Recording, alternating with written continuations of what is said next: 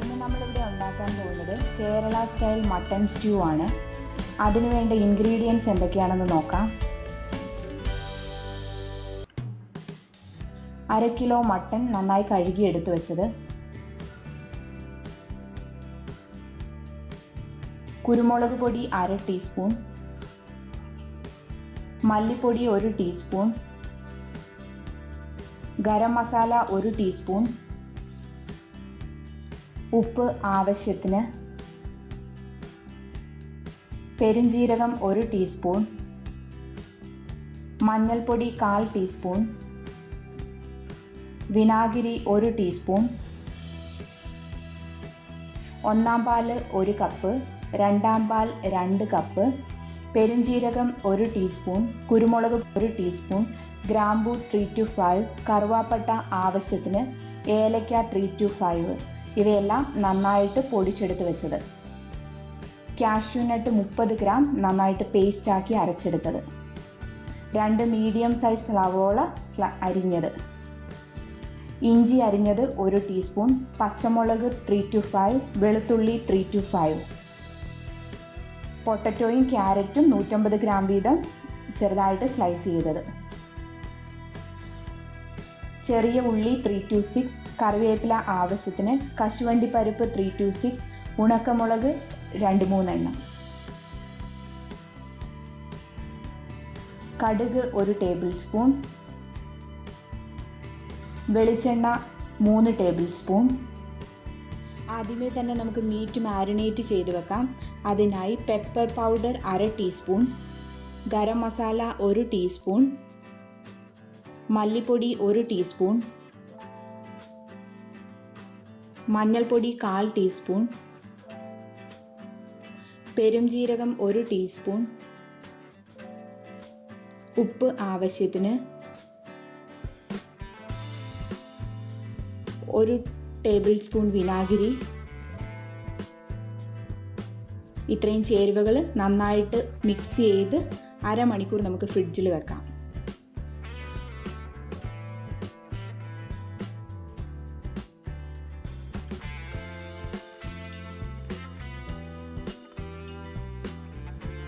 മുപ്പത് മിനിറ്റിന് ശേഷം മാരിനേറ്റ് ചെയ്ത് വെച്ചിരിക്കുന്ന മീറ്റ് ഒരു പ്രഷർ കുക്കറിൽ വേവിച്ചെടുക്കാം.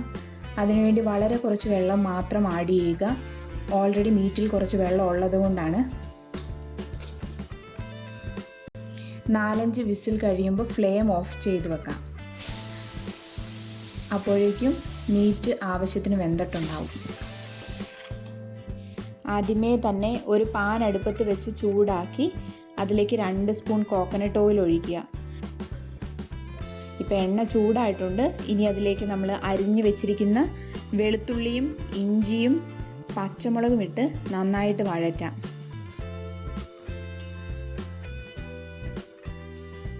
ഒരു 2 മിനിറ്റ് ഇങ്ങനെ വഴറ്റേണ്ടി വരും. ഇപ്പോൾ ഇതിവിടെ നല്ല പാകമായിട്ടുണ്ട്. ഇനി ഇതിലേക്ക് നമ്മൾ നേരത്തെ സ്ലൈസ് ചെയ്ത് വെച്ചിരിക്കുന്ന സവോളയും കൂടെ ആഡ് ചെയ്ത് നന്നായിട്ട് ഇളക്കാം. സവോള നന്നായി സോഫ്റ്റ് ആവുന്നത് വരെ വഴറ്റുക. ഞാനിവിടെ കുറച്ച് ഉപ്പും കൂടെ ആഡ് ചെയ്യുന്നുണ്ട്. പെട്ടെന്ന് വഴണ്ട് കിട്ടാൻ വേണ്ടിയിട്ടാണ് ഉപ്പ് ആഡ് ചെയ്യുന്നത്. അടിയിൽ പിടിക്കാതെ നല്ലപോലെ ഇളക്കിയെടുക്കുക. ഇപ്പോൾ ഇത് പാകമായിട്ടുണ്ട്. ഇനി കുറച്ച് കറിവേപ്പിലയും കൂടെ ഇടാം. അതിനുശേഷം നമ്മൾ നേരത്തെ കഷ്ണങ്ങളാക്കി വെച്ചിരിക്കുന്ന പൊട്ടറ്റോയും ക്യാരറ്റും ചേർത്ത് നന്നായിട്ട് ഇളക്കി യോജിപ്പിക്കാം.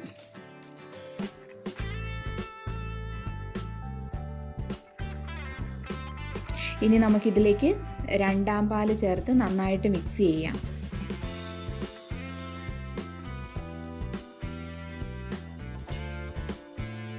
നന്നായിട്ട് മിക്സ് ആയതിന് ശേഷം നമ്മൾ ഒരു 5 മിനിറ്റ് നേരം മൂടി വെച്ച് തിളപ്പിക്കണം. ഇപ്പോൾ ഇവിടെ ഇത് നന്നായിട്ട് തിളച്ചു വന്നിട്ടുണ്ട്. ഇനി നമ്മൾ ഇതിലേക്ക് നമ്മൾ നേരത്തെ വെന്തെടുത്ത് വെച്ചിരിക്കുന്ന മട്ടൺ ആഡ് ചെയ്യാം.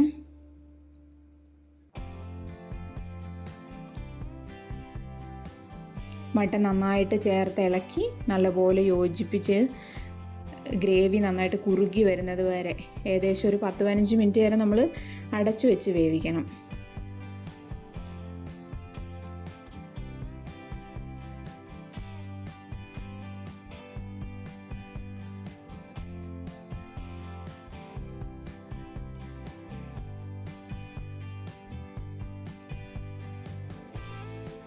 ഇത് വെന്ത് വരുന്ന ഈ സമയം കൊണ്ട് നമുക്ക് തേങ്ങാപ്പാലിൽ 1-ാം പാലിൽ മസാലയും പിന്നെ നമ്മൾ കശുവണ്ടി അരച്ച് വെച്ചിട്ടുണ്ട് അതുകൂടെ ചേർത്ത് നന്നായിട്ട് മിക്സ് ചെയ്ത് റെഡിയാക്കി വെക്കാം.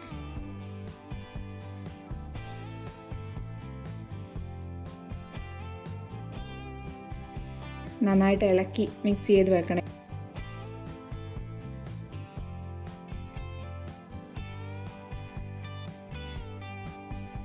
ഇപ്പോൾ ഈ തേങ്ങാപ്പാൽ ഇവിടെ റെഡി ആയിട്ടുണ്ട്. ഇപ്പോൾ ഏകദേശം ഒരു 10 മിനിറ്റ് ആയി. നമുക്കിനി അത് ചെക്ക് ചെയ്ത് നോക്കാം.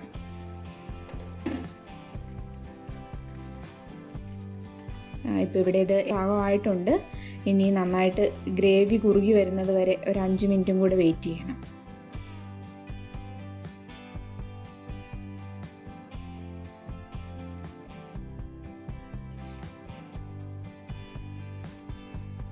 ഇപ്പം ഗ്രേവി നന്നായി കുറുകി നല്ല പാകത്തിനായിട്ടുണ്ട്. ഇനി നമ്മൾ നേരത്തെ റെഡിയാക്കി വെച്ചിരിക്കുന്ന നമ്മുടെ 1-ാം പാലും കൂടെ ആഡ് ചെയ്ത് നല്ലപോലെ ഇളക്കി യോജിപ്പിച്ച് തീ കുറച്ച് വെക്കണം. പ്രത്യേകിച്ച് കാരണം ഈ തേങ്ങാപ്പാൽ പിരിഞ്ഞു പോകാനുള്ള ചാൻസ് കൂടുതലാണ്.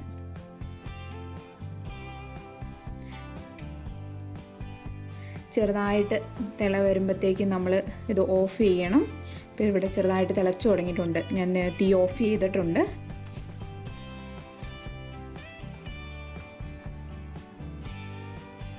ഇനി നമുക്കിതിലേക്ക് കടുക് പൊട്ടിച്ച് ചേർക്കണം. അതിനുവേണ്ടി ഒരു ചെറിയൊരു പാത്രത്തിൽ എണ്ണ ചൂടാക്കി ഒരു 1-2 സ്പൂൺ കടുക് പൊട്ടിക്കണം. കടുക് നന്നായിട്ട് പൊട്ടിക്കഴിയുമ്പോൾ നമ്മൾ നേരത്തെ അരിഞ്ഞു വെച്ചിരിക്കുന്ന ചെറിയ ഉള്ളിയും കൂടെ ആഡ് ചെയ്യാം.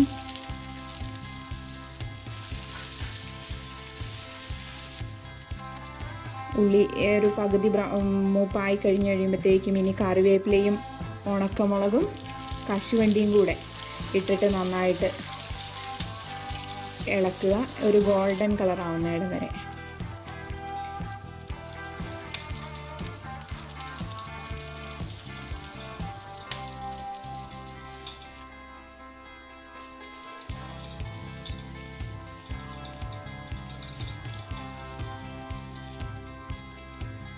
ഇപ്പം ഒരു ഗോൾഡൻ കളർ ആയിട്ടുണ്ട്.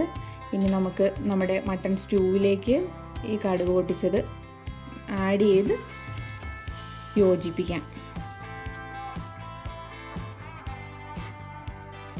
നന്നായിട്ട് മിക്സ് ചെയ്ത് യോജിപ്പിക്കാം. ഇപ്പം നമ്മുടെ കേരള സ്റ്റൈൽ മട്ടൺ സ്റ്റൂ ഇവിടെ റെഡി ആയിട്ടുണ്ട്.